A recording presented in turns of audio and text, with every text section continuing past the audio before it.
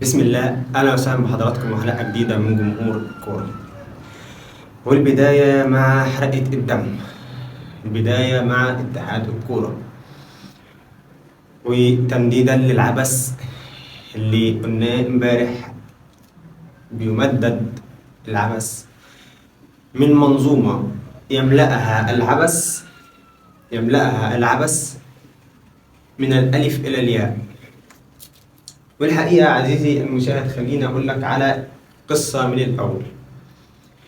القصة هي الأهلي وخطابات للمنتخب واتحاد الكورة بعدم استدعاء لاعبيه إلى بطولة أو عفوا إلى مباراتي تونس وإثيوبيا. والسبب إنه في خطاب أرسله النادي الأهلي هو إنه خلاص أنت كمنتخب مصر اتأهلت لأمم أفريقيا لعدم أهمية المباراتين القادمين. اتبعت الخطاب إلى اتحاد الكورة وقال لك إحنا هنستدعي روي فيتوريا عشان نشوف رده هيكون إيه. جاء الرد من اتحاد الكورة على النادي الأهلي بيه كالآتي: هيتاخد 4 لعيبة من النادي الأهلي وهم اللعيبة الدوليين. ده كان رأي من الآراء.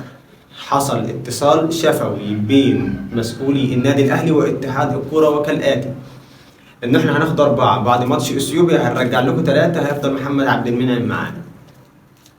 قابل هذا الحديث الشفوي وليس رسمي، الشفوي بين مسؤولي اتحاد الكورة ومسؤولي النادي الأهلي بالرفض التام من النادي الأهلي.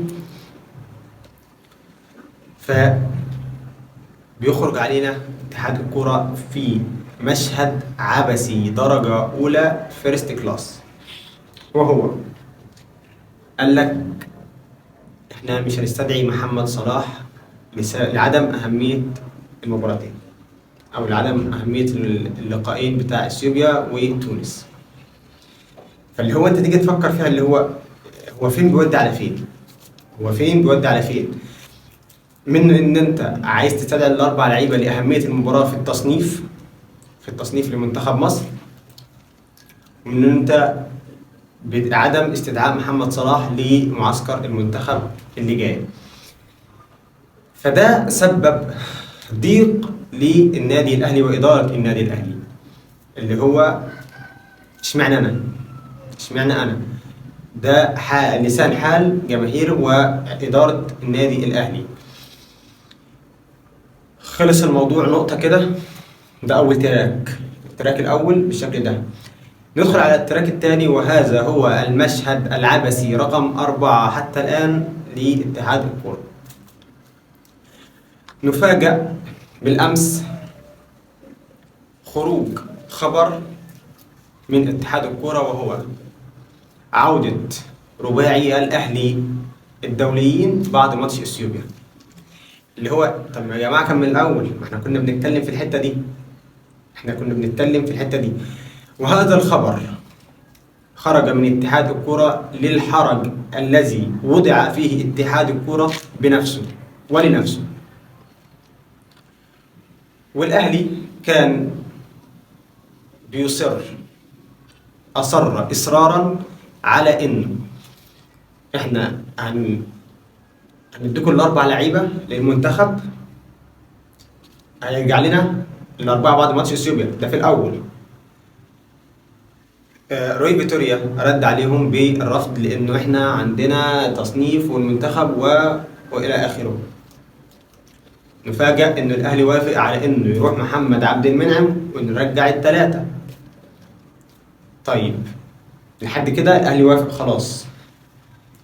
فجاء الخبر بتاع عدم استدعاء محمد صلاح إلى معسكر منتخب مصر لماتش إثيوبيا. وضع الاتحاد المصري لكرة القدم في حرج شديد. التراك الثاني وهو إنه إحنا بعد ماتش إثيوبيا إحنا هنرجع لكم اللعيبة وشكرا. ده تفصيل وتلخيص وتفصيل بتلخيص اللي حصل باتحاد الكرة والنادي الأهلي. وخلي بالك الحلقة دي كاملة هتكون بعنوان خلاف النادي الأهلي مع اتحاد الكرة، مجموعة خلافات. ده بالنسبة للخبر الأول. الخبر الثاني وهو برضه بيخص اتحاد الكرة، وهو إنه النادي الأهلي أرسل خطاب من حوالي 4 أيام إلى اتحاد الكرة وإلى اتحاد الرابطة بالتعاون ما بين الاثنين. ركز معايا وسيب الموبايل دلوقتي. أرسل خطاب، الخطاب بينص على إنه الأندية الجماهيرية بتطالب بعودة الجماهير إلى المدرجات. أرسلت خطاب إلى اتحاد الكرة بما معناه أنت لازم تشوف دورك، لازم تكون عليك المسؤوليات المنوط بها كاتحاد كرة، تساعد الجهات الأمنية، تسهل الدخول، تسهل الخروج، تسهل منظومة الجماهير ليكتمل متعة كرة القدم. فجاء رد اتحاد الكرة كالتالي: إن هو أرسل إلى الجهات الأمنية وأرسل بالتعاون مع اتحاد الرابطة، أرسل إلى الجهات الأمنية، وهو الآن في جلسة مع الجهات الأمنية لتحديد مصير عودة الجمهور. واللي حصل عزيزي المشاهد علشان تبقى فاهم الحدوتة من الأول، إنه الجهات الأمنية اشترطت على اتحاد الكرة إنه يكون في إقرارات من الأندية ومن اتحاد الكرة ومن اتحاد الرابطة لعودة الجمهور. القرار بيتمضي لعودة الجمهور من اتحاد الرابطة، من اتحاد الكرة، من النادي الأهلي، ومن الأندية عموما. فاللي هو أنت تفكر، طب يا جماعة بالعقل، هو الملعب ده مش فيه كاميرات؟ مش فيه توزيع لتذاكر تذكرتي أو غيرها؟ طيب كاميرات، تذاكر، مراقبة أمنية، اللي غلط بيتجاب بالكاميرات بالتذكرة بالاي دي بتاعه، بيتعاقب، بيتمنع من الدخول. فاللي هو انت تفكر احنا ليه بنصعبها على نفسنا؟ ليه بنصعب الحدوتة من الأول؟ ليه بنصعبها من الأول؟ عندك كاميرات مراقبة بتراقب، عندك جهات أمنية بتعاقب وبتمنع من الدخول. اللي هو انت تفكر احنا يا جدعان ويا جماعة احنا نسيب الكرة خالص ونلعب استغماية احسن. والله العظيم احنا نلعب استغماية احسن. سيبك من الحوار الكرة ده، مش بتاعنا، ده دي مش حاجة بتاعتنا. احنا لسه في عصر اللي هو ايه؟ عصر اللي هو ندخل 1000، ندخل 2000، ندخل 3. احنا مش هنوصل للحاجة اللي احنا عايزينها، مش هنوصل للحاجة اللي المفروض نقول ان احنا مثلا بدأنا في المرحلة اللي احنا خلاص احنا هنتقدم بيها. لا، احنا بالعكس، احنا بنرجع، ومع كل خطوة احنا بناخدها قدام احنا بنرجع قصادها 2. ده بما يخص اتحاد الكرة وخطاباته مع النادي الأهلي. فاصل ونرجع لأخبار النادي الأهلي. اللي يشبه دمنا مش بس فرحة بكل لحظة انتصار، ده معنى عايش فينا جوه قلبنا، فرحته من فرحتي، ذكريات عمري معاه، هو سر قوتي. رجعنا مرة تانية عزيزي المشاهد مع أخبار النادي الأهلي، واستكمالا لخلافات النادي الأهلي مع اتحاد الكرة. بالأمس أرسل اتحاد الكرة خطاب للنادي الأهلي بما فيه إنه عايز تفاصيل لعب السوبر الجديد اللي هو بمسماه الجديد.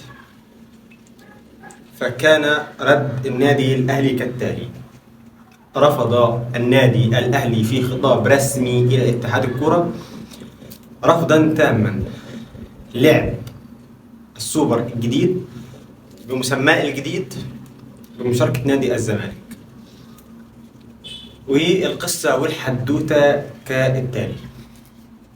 النادي الأهلي وافق إن هو يلعب السوبر القديم، وافق بلوائحه، باللوائح بتاعته، بالقوانين بتاعته، بكل حاجة هو وافق مشكورا. فقال لك لا، قال لك لا، أنا مش هلعب السوبر الجديد والزمالك موجود فيه. طب ليه؟ قال لك لأنه الزمالك عليه عقوبة. إيه هي العقوبة؟ إن هو ما لعبش أو انسحب من السوبر القديم بتاع السنة اللي فاتت.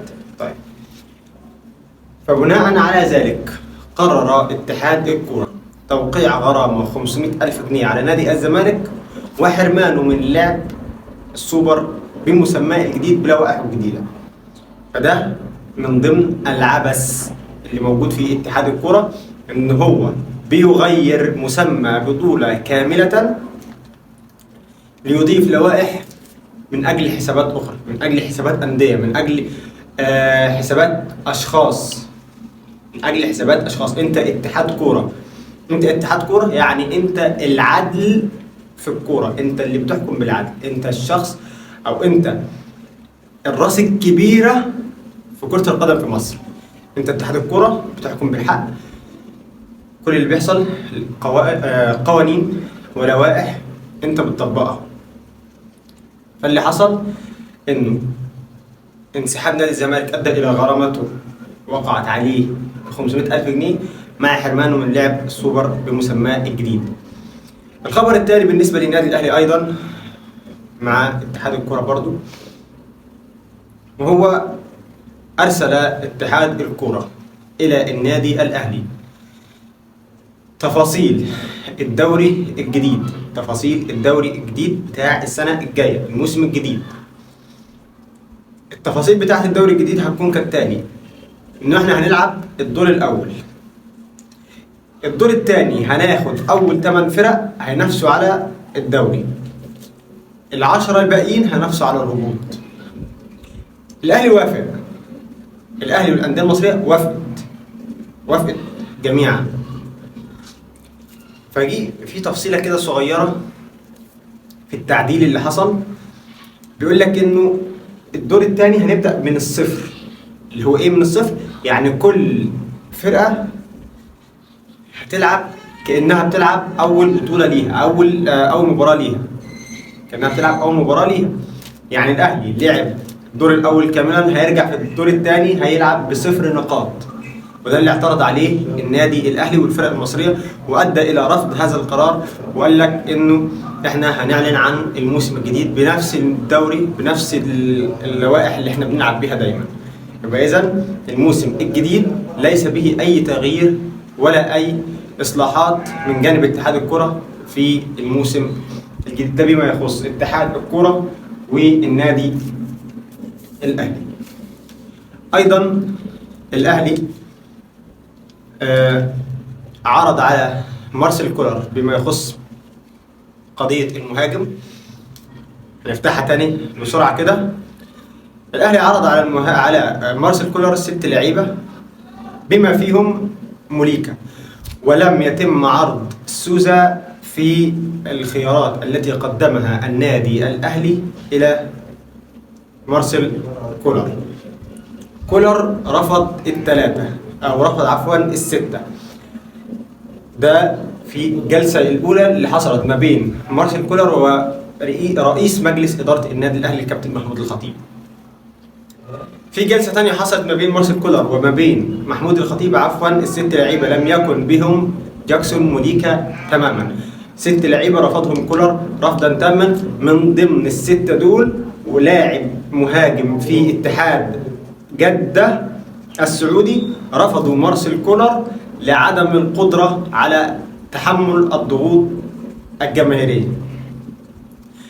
في الجلسة الثانية عرض مارسيل كولر على إدارة النادي الأهلي 3 لعيبة، ال3 لعيبة دول من ما بينهم موليكا. وبالنسبة للناس اللي بتقول إنه كولر متمسك بسوزا، كولر لم يتمسك بسوزا التمسك الذي يتخيله الكثير من الجماهير. كولر عايز سوزا، مهاجم قوي جدا، مهاجم سوبر، ولكن مش واقف عليه، الدنيا مش واقفة عليه. كولر عرض على مجلس إدارة النادي الأهلي 3 لعيبة ما بينهم موليكا. لحد هذه اللحظة عفوا لم يوافق النادي الأهلي على لاعب من ال3 لاعبين، أو لم يرضى كولر أو لم يوافق كولر على البقاء بدون مهاجم إلى انتقالات يناير. كولر رافض رفضا تماما إنه يكمل مسيرة الدوري ومسيرة دوري أفريقي ومسيرة السوبر وغيره من الأرقام وغيره من البطولات بدون مهاجم، بدون التعاقد مع مهاجم. إذن الخطة تمشي إزاي؟ حتى الآن لم يتم عرض أي أقوال، أي كلمة لم تخرج من مسؤول النادي الأهلي على إنه الأهلي خلاص تعاقد أو مع مهاجم، أو إنه إحنا هنكمل انتقالات يناير بدون مهاجم أو هنجيب مهاجم. حتى الآن الوضع كما هو لم يتغير به شيء. الأهلي هيكمل المسيرة بدون مهاجم حتى الآن، لسه ما نعرفش التفاصيل هتكون إيه. موليكا على الترابيزة، سوزا على الترابيزة، في أكتر من مهاجم على الترابيزة قدام كولر، ولكن حتى الآن مارسيل كولر لم يوافق على مهاجم من المهاجمين اللي عرضوه عليهم أو اللي عرضت عليه من مجلس إدارة النادي الأهلي. الحال كما هو عليه لحد دلوقتي. لسه هنشوف ايه اللي هيحصل، لسه قدامنا أيام كتير، لسه قدامنا وقت كبير. الأهلي معاه مباراة يوم 15/9 قدام اتحاد العاصمة الجزائري. نتمنى له كل التوفيق إن شاء الله. هيكمل المسيرة بدون مهاجم، نتمنى له التوفيق. هيكمل المسيرة بدون مهاجم أيضا نتمنى له التوفيق. ده بما يخص قضية المهاجم في النادي الأهلي. فاصل صغير ونرجع لأخبار نادي الزمالك.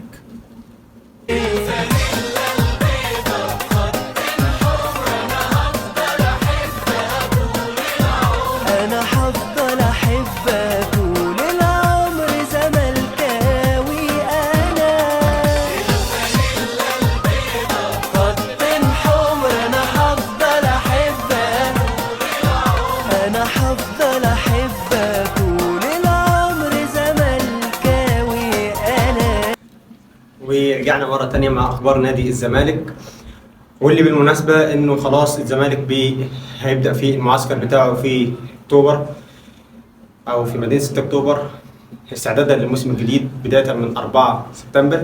خلاص أسوريو بدأ بالبرنامج التأهيلي لمحمد عبد الشافي وعبد الله جمعة استعدادا برضو للموسم الجديد. وحتى الآن نادي الزمالك لم يعلن عن الصفقات.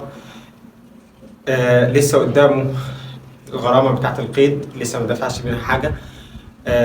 مصلحة الضرائب أفادت بأول أمس بأنه الزمالك لم يدفع أي جزء من أجزاء الخاصة بغرامة قيد وتسجيل اللاعبين. وكذلك على الناحية الثانية بالنسبة لاتحاد الكرة للسلة أيضا نادي الزمالك لم يدفع أي مستحق من مستحقات قيد اللاعبين.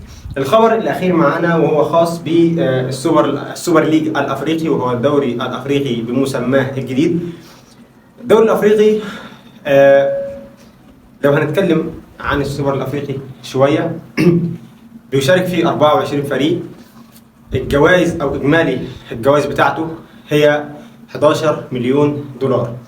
بالنسبة للتفاصيل بتاعة السوبر الأفريقي هتكون كالتالي: النسخة الأولى من البطولة هتبدأ يوم 20 أكتوبر وحتى 11 نوفمبر 2023. هتتلعب البطولة بنظام خروج المغلوب من ربع النهائي. هتقام مباراة الذهاب في أرض الفرق التصنيف الثانية ومباراة الإياب في أرض الفرق التصنيف الأول. مباراة الافتتاح هتقام في تنزانيا نظرا لأنه النادي الأهلي هيلعب مباراة الافتتاح مع سيمبا التنزاني. طبعا النادي الأهلي في تصنيف الفرق الأولى فهو اللي هيتلعب على ملعبه مباراة الإياب. بالنسبة للقرعة اللي اتعملت، قرعة ربع نهائي دوري الأفريقي، فجاءت كالتالي، وهي انه النادي الاهلي هيبدا في مباراه الافتتاح مع سيمبا التنزاني. مباراه الذهاب هتكون يوم 20، الاياب في القاهره هتكون يوم 24. كذلك نادي الترجي التونسي هيلعب مع مازيمبي الكونغولي، الذهاب هيكون يوم 21 والاياب هيكون يوم 25. استكمالا برضو لمباراة ربع النهائي، انيمبا النيجيري هيلعب مع الوداد المغربي، ذهابا يوم 22 وايابا يوم 25 هيكون في المغرب.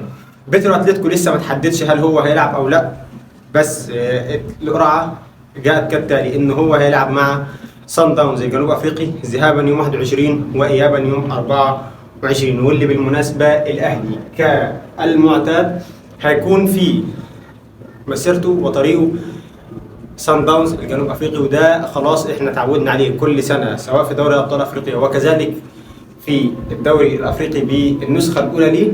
الاهلي بيصطدم مره اخرى بصن داونز الجنوب افريقي. الفائز من مباراه الاهلي وسيمبا هيقابل الفائز من بيترو اتلتيكو وصن داونز، والفائز من الترجي ومازيمبي هيقابل الفائز من انيمبا والوداد المغربي. بالنسبة للنهائي، النهائي هيكون الذهاب يوم 29 والإياب يوم 1 نوفمبر. نهائي الدوري الأفريقي ذهابا يوم 5 نوفمبر، إيابا يوم 11 نوفمبر. ده بالنسبة لمباريات الذهاب اللي هي يوم 29 أكتوبر ده الذهاب، الإياب هيكون يوم 1 نوفمبر. بالنسبة للنهائي يوم 5 ذهابا يوم 11 إيابا. ده بما يخص دوري السوبر ليج الأفريقي. دي اخبارنا النهارده، كانت حلقه دسمه شويه. اشوفكم على خير بكره ان شاء الله. تصبحوا على خير، شكرا والسلام عليكم ورحمه الله وبركاته.